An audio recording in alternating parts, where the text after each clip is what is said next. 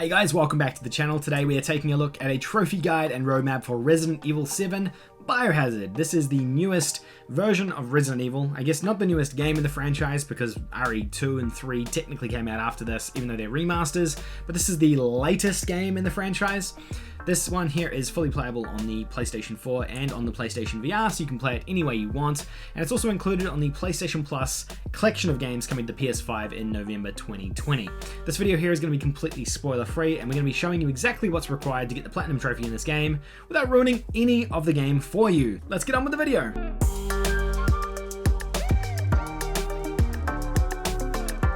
Hey y'all, if you're a new viewer of the channel, please consider hitting that subscribe button down below. I make new videos like this every single day on the channel looking at the latest trophy hunting and PlayStation news. Now this is one out of 22 of a video series of PlayStation Plus collection games, PlayStation Plus trophy guides for the PlayStation Plus collection games that are coming to the PS5 in November 2020. Today we're looking at Resident Evil, and if you're not aware, this is actually a first-person Resident Evil game, which is damn awesome to be honest. After playing this, I don't know how they'd never done this before, and I just fell in love with this format. This is probably actually now my new favorite Resident Evil game as well, so that's definitely saying something. The game is about a 4 out of 10 in terms of difficulty, so it's not overly difficult, but it is time consuming and it does get a little bit tedious because of the sheer number of missable trophies in this game. Time to platinum is about 30 hours. Again, the game can actually be finished in less than 4 hours, and there's a speedrun trophy for doing that, but you'll be playing through it multiple times to rack up that 30-hour time. There are no online trophies, but there are a significant number of missable trophies. I think I've counted like 19, but I think like 20 to 25 of these trophies are actually missable in this game. Keep that in mind, but you're going to be playing through it so many times that you'll slowly rack those up each playthrough, and unfortunately you just can't get them all in a single playthrough. A minimum of 3 is required to platinum this game. I think you could probably do more than that quickly as well, and you could still achieve what you need to achieve from doing it, but a minimum of 3 is what's required. There are difficulty-based trophies, so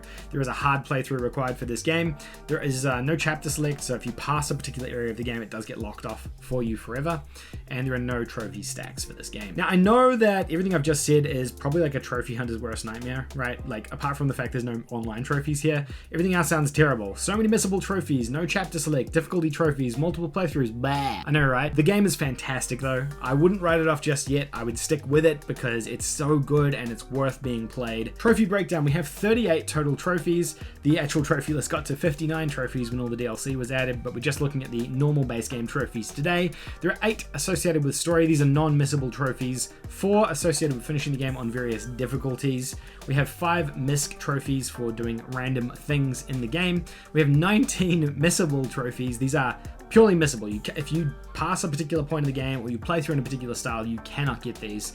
1 collectible based trophy, some other collectibles fit into the missables category as well, and then 1 platinum trophy. I know this breakdown looks so stupid, but the point is that like you're gonna have to play through it so much that the missable stuff doesn't really matter. Steps to platinum. Okay, so 3 steps here. Now, depending on how you want to do it, my actual suggestion would be to play through this game more than 3 times. It would be to play through it like 4 or 5 times, so you don't have to like jam everything into 1 or 2 playthroughs. But if you're wanting to maximize your time, then play through the game on easy or normal difficulty. On this playthrough here, if you're really wanting to reduce time, you need to use a guide to collect all the antique. Now there is a trophy for collecting all the antique coins on easy and normal, and another trophy for doing it on hard, and they're in different locations on each of the difficulties. There are 2 ways you can do it. Play the game normally and just play it and enjoy it, and then go back again on another normal playthrough and collect the coins, or just do it all in 1 playthrough. Personally, I did it in 2 separate playthroughs because I just wanted to play the game untarnished and enjoy it, but depending on how you want to play the game, it's up to you. The next step is to do the speedrun playthrough. The reason behind this is because every time you finish the game, you unlock particular items which will help you with subsequent playthroughs. You get the items for finishing on different difficulties, speedrunning. Basically, they're tied to unlocking specific trophies in the game as well. So if you unlock the trophy for doing the speedrun stuff, you'll get a particular item which will help you on the hard difficulty. That's why we suggest doing the speedrun now. It's a 4-hour run of the game. Basically just jump past everything, avoid every enemy that you encounter, and just speed your way through the entirety of the game. If you do that, it's honestly not that hard. You'll be able to do it in way less than 4 hours. Do this in a single sitting though, because then it's easier for you to keep track of your time. Maybe you pull a stopwatch or something up as well while you're doing it. I did it on my iPhone. The other thing you can do here is there is a trophy for completing the game by only using the chest to switch out your inventory at very specific moments in time. I would just link these 2 together because it's only a short, like less than 4-hour playthrough. Just rush through the game and don't use the chest at all. Just use the inventory you have on you and just be really conscious of it. that's probably my advice, because it's not going to screw up another playthrough having to worry about not being able to use inventory. Again though, you can make this a separate playthrough if you want to, given how short the game actually is. It's not really going to impact too much. The final step is to finish a playthrough on Madhouse difficulty. This is really hard. Your weapons do less damage, the enemies take more damage, the enemies do more damage to you, so yeah, it's challenging. However, if you do this last, you would have unlocked all the different weapons that can assist you at this point as well. You unlock the circular saw, which is super powerful but has no range to it, and you better use that to take out enemies and not have to worry about that. The other thing they do in this difficulty is they remove checkpoints, and they require you to use cassette tapes to save the game, which is frustrating.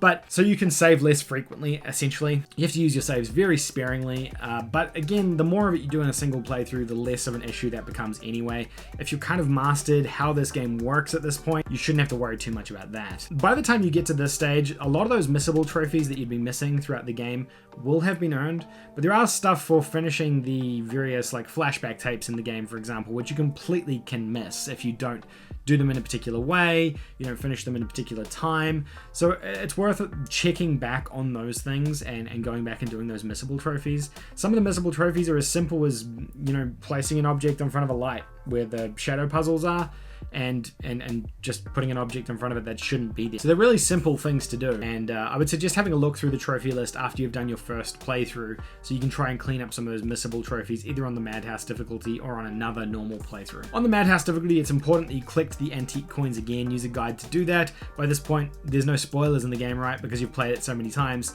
but you do need to collect the antique coins again on expert difficulty, on Madhouse difficulty, because they're for some reason in different locations. And that's basically it.